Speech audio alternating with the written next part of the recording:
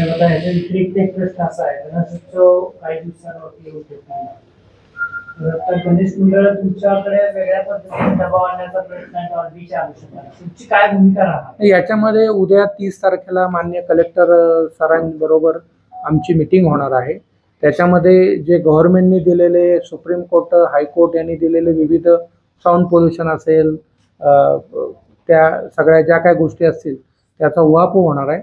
होणारा गणेश उत्सव हा एका अंगाने फक्त ती ट्रॅडिशन आहे मोठी, त्यामुळे त्यालाही गालबोट लागू नये, बरोबर आहे ना. आणि त्याच वेळेला हे जे काही कायदे आहेत त्याचंही उल्लंघन कमीत कमी व्हावं आणि त्याच्यातनं उगाच केसेस होऊ नये, या दोन्ही अनुषंगाने आम्ही सूचना देणार आहोत. आणि जेणेकरून तो निर्विघ्नपणे व्यवस्थित चांगला असा गणेश उत्सव पार पाडेल ही आमची तुमची काय भूमिका? हे बघा, साऊंड पोल्युशन रूल्स एकदम क्लिअर आहेत आणि त्याचं इम्प्लिमेंटेशन करायचा आमचा मानस आहे.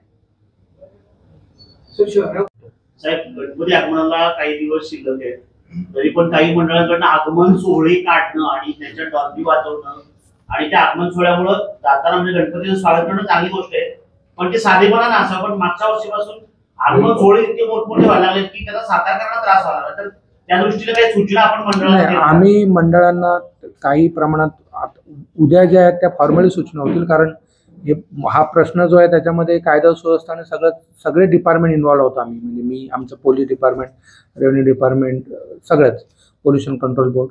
तर त्याच्यामुळे उद्या 30 तारखेला याच्यावर फॉर्मल आम्ही बोलूच.